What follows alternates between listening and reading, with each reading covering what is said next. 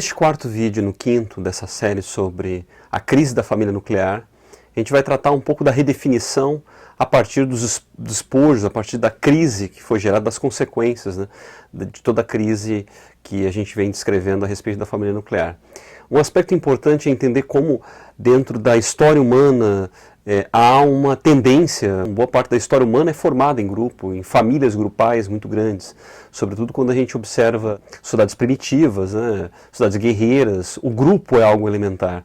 O fenômeno de uma vida mais atomizada, de famílias nucleares pequenas, restritas, com ciclo de relações menores, é algo bastante recente, moderno, né, e que a gente não encontra paralelo até o século XIX e sobretudo esse século XX. É o caso das sociedades indígenas, mesmo os indígenas que vivem no Brasil.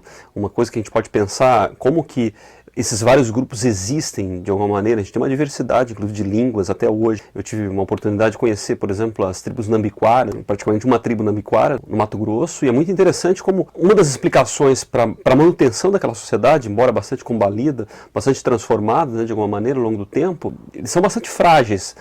Porém, a força que eles ainda conseguem manter é através da família. A família é um grande órgão que consegue consolidar uma força. Ou seja, a família, seja uma sociedade mais primitiva, né, ou mais tradicional, seja numa sociedade hipermoderna, ela é o grande instrumento de manutenção de uma civilização. Se você perde a família, você perde uma linha de continuidade de uma civilização. Ou seja, matar a família é matar uma civilização, em meias palavras. Inclusive, uma coisa mais importante até do que observar a família nessa dimensão biológica é que, tanto nesse exemplo que eu mencionei dos índios, como nos mais vários exemplos da sociedade humana, o parentesco ele expande a questão biológica. Você cria vários tipos de parentesco que não se resumem a uma conexão sanguínea. Então, há vários exemplos que a antropologia descreve muito bem.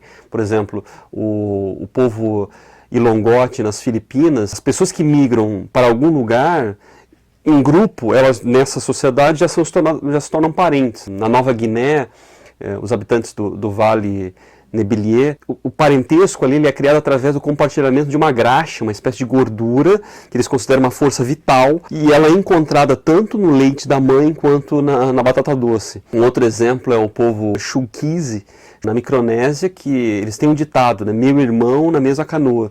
Então, se duas pessoas sobrevivem à dificuldade no mar, elas se tornam parentes. No Alasca, na encosta norte do Alasca, no Piat, eles nomeiam os filhos de pessoas mortas, e as crianças elas são consideradas membros da família dos seus homônimos, logo que elas recebem esses nomes. Enfim, em variados momentos da história da humanidade, as pessoas viveram em famílias extensas e que consistem não apenas em vínculos naturais, biológicos, sanguíneos, mas também com pessoas que se escolheu por diferentes maneiras viver, né? Tem até um ensaio muito interessante do Marshall Salins, que ele revelou que parentes em muitas dessas sociedades aí que a gente observa, eles compartilham uma espécie de mutualidade do ser, há um compartilhamento do ser em conjunto. Enfim, diante dessas análises aí da antropologia, vale uma provocação a todos nós. Será que isso que a gente tem feito, né, ao longo desses vídeos, será que essa civilização que marcou muito a tendência individualista não cometeu um grande erro de tendência, de escolha, de colocação,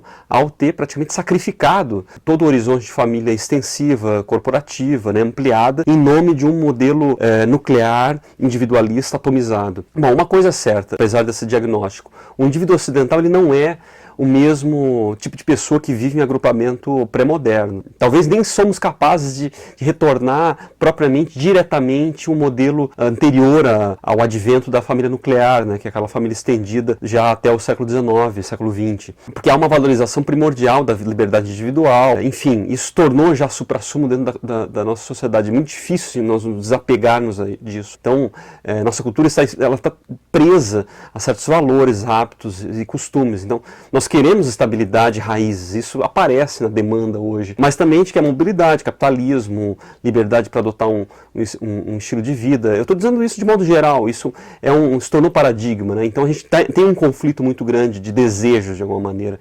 Né? As pessoas procuram famílias próximas, mas também não gostariam das restrições culturais, sociológicas, religiosas de outrora.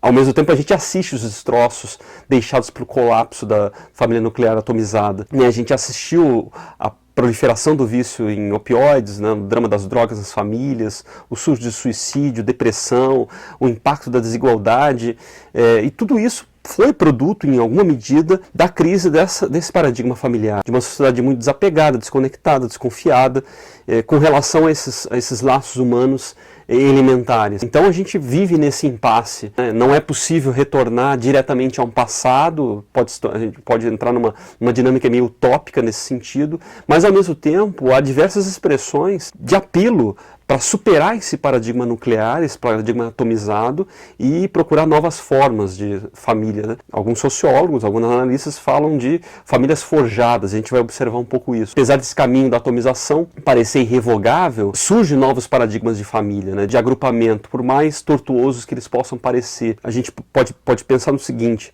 há reações a esse caos familiar, então há evidências disso já aparecendo, tanto nos Estados Unidos quanto no Brasil, enfim, a gente vai tentar observar um pouco isso. Há expressões disso nas mais variadas áreas da sociedade, na busca, indivíduos buscam uma certa estabilidade dentro de algum tipo de família ampliada, que inclusive não se restringe a uma noção de parentesco biológico. Importante também observar como no Brasil, parte substantiva dos debates eleitorais nos últimos anos permeou consequências da destruturação da família. Embora não se tenha tocado diretamente assim, na preservação da taxa de natalidade, no aumento e tudo mais, se falou bastante em família, se fala bastante. Talvez não do modo como a gente está colocando aqui, mas o tema passou a ser central. O próprio governo eleito em 2018 criou um ministério da mulher, da família e dos direitos humanos, em que o tema família se torna central.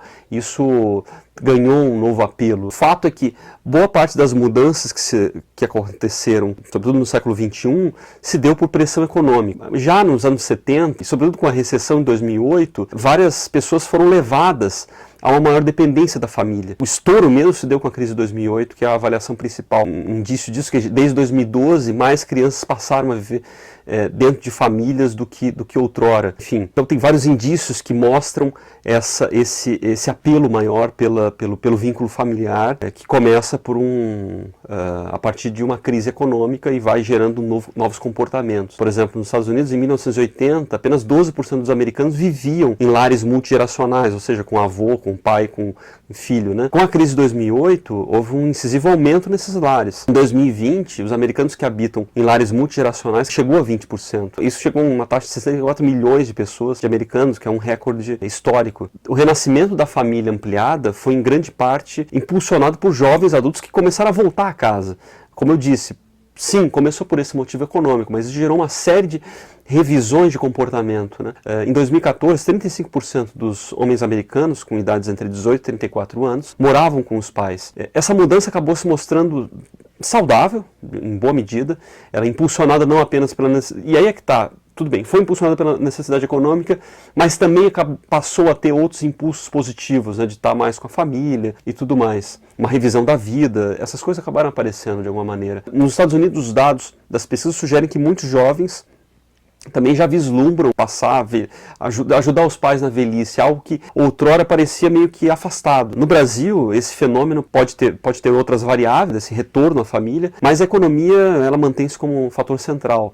Mais tempo de estudo e casamentos tardios já são pontos suficientes para explicar o aumento de jovens de 25 a 34 anos no Brasil que vivem com a família no país, né? Em 2017, essa era a realidade de 1 a cada 4 jovens dessa faixa etária. Em 2005, um pouco antes, era de 1 a cada 5. Outra parte do renascimento da concepção de família mais ampla é o caso de idosos que se mudam para morar com os filhos, que também tem uma tendência de aumento. Nos Estados Unidos, a porcentagem de pessoas mais velhas que moram sozinhas havia atingido o pico nos anos 1990, isso foi o auge. Agora, em 2020, já mais de 1/5 dos americanos com 65 anos ou mais vivem em lares multigeracionais. Ainda uma grande parcela de idosos que estão se mudando para perto dos netos, também é um outro fenômeno que aparece, embora em menor medida. No Brasil, uma das facetas desse carinho, talvez dessa fama pela família, é uma série que fez muito sucesso na TV brasileira, era chamada Grande Família, da TV Globo, que retratava uma família de classe média da Zona Norte do Rio de Janeiro, e aquilo ali as pessoas se referenciavam naquilo, se viam dentro daquilo ali, e de fato era uma família multigeracional, tinha o avô, o pai e o neto, né? Então, e um bom trânsito com a vizinhança, mostrava os dilemas daquilo, econômicos, sociais, enfim, e era algo muito lúdico e, querendo ou não, apresentava um indício de um apreço por aquilo ali. Ou seja,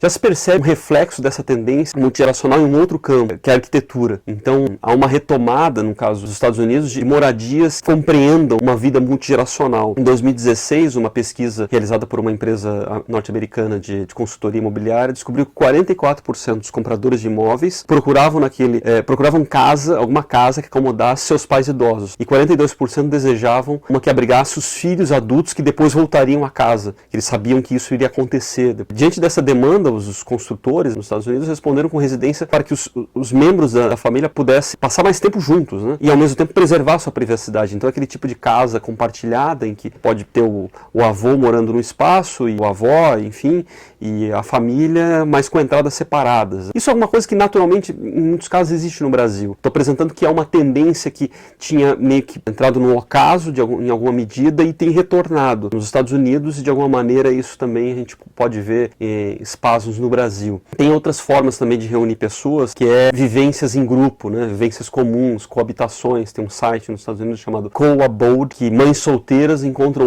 outras mães solteiras interessadas em compartilhar um lar. Em toda parte nos Estados Unidos é possível encontrar projetos de coabitação, né?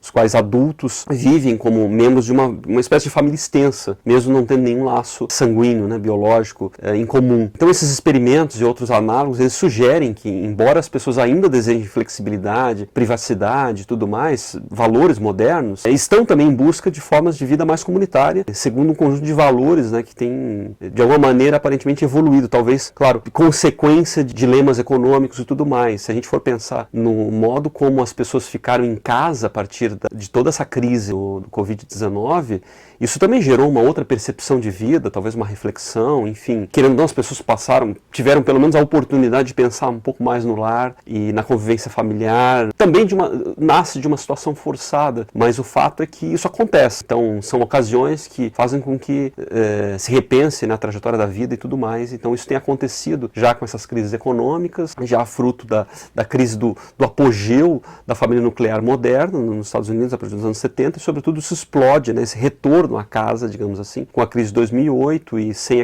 todo o advento de uma prosperidade econômica, daquele otimismo todo. Então a gente encontra essas situações. A gente vai ver no próximo vídeo também algumas dimensões disso, essas tendências e outros casos também, no caso americano, sobretudo no Brasil.